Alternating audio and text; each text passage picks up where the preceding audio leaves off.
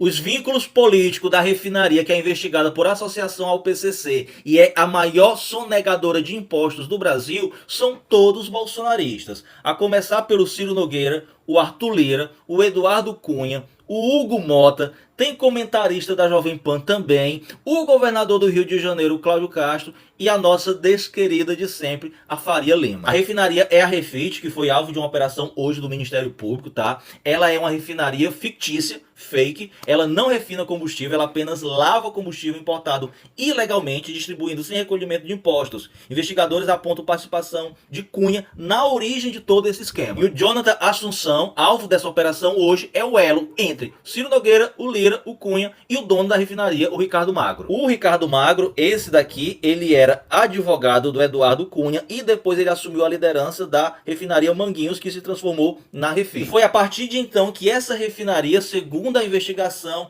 deixou de refinar combustível e passou somente a importar combustível sem pagar imposto e lavando dinheiro. E o Jonathan Assunção, ele era chefe de gabinete do Braga Neto e depois virou secretário executivo do Ciro Nogueira, quando o Ciro Nogueira virou ministro da Casa Civil do Bolsonaro. Era o Jonathan que comandava todo o orçamento secreto liderado pelo Arthur Lira e pelo Ciro Nogueira. O Bolsonaro, na época, para não ser impeachmentado, deu todo o orçamento público na mão desses dois aqui. Lembrando que o orçamento secreto foi o maior escândalo de corrupção existente. Ele só não teve a devida ênfase e a devida investigação porque não era no governo petista. Porque se fosse, teria se tornado a nova Lava Jato. E aí, com o fim do governo Bolsonaro, o Jonathan Assunção passou a ser um lobista da Refit para articular no Congresso projetos de lei que beneficiassem essa refinaria sonegadora de imposto. Inclusive, o Jonathan participou dessa reunião, que foi a reunião para planejar o golpe de Estado que ocorreu no dia 5 de julho de 2022. Era muita gente poderosa que queria de tudo para o governo Bolsonaro não cair, para não ser descoberto nada e para eles poderem continuar com essa sangria de dinheiro. E é esse mesmo grupo que está desesperado para derrotar o Lula no ano que vem, para voltar a tudo como era antes e impedir a Polícia Federal e o Ministério Público de continuarem autônomos para investigar todos eles. Então o Jonathan Assunção, ele era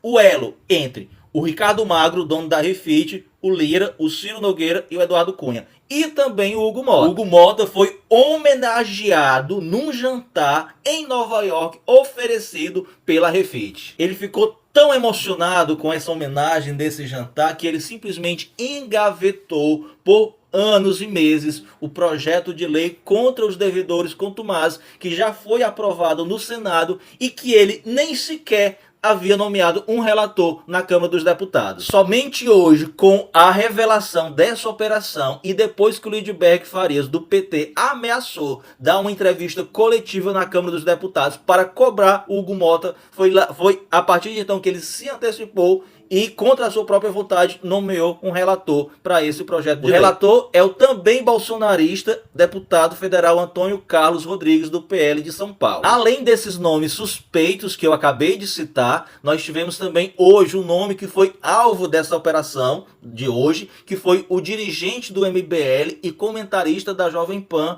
o Cristiano Beraldo. A boca dele na Jovem Pan é falar em corrupção e criticar o governo Lula. Olha, meus amigos, como a terra gira. Hoje é alvo de uma operação que investiga sonegação fiscal e associação ao PCC. Segundo o Ministério Público, o Beraldo administra empresas offshores nos Estados Unidos com endereços que coincidem com estruturas ligadas a Magro, apontando continuidade de um modelo internacional voltado à proteção patrimonial. São fundos offshores para lavar dinheiro, do qual o Beraldo administra e que tem como endereço os mesmos endereços da estrutura de lavagem do Magro, dono da Refit. Não podemos nos esquecer também do nosso desquerido Cláudio Castro, que atuou junto ao Poder Judiciário do Rio de Janeiro para fazer com que a Refit, que havia sido suspensa das suas atividades a partir da Operação Carbono Oculto, exatamente por supostamente lavar dinheiro para o PCC, voltasse a ter as suas atividades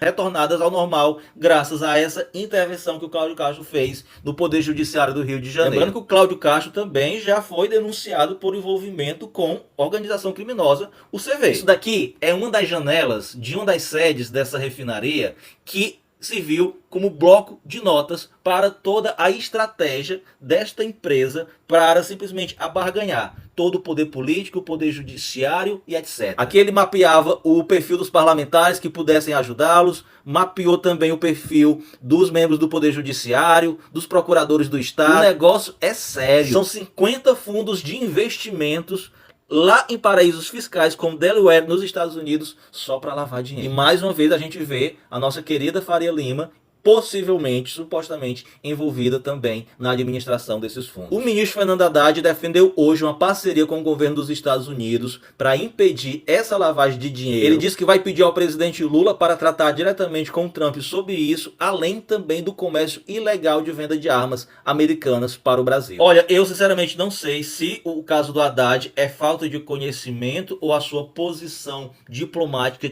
lhe impede de falar a verdade.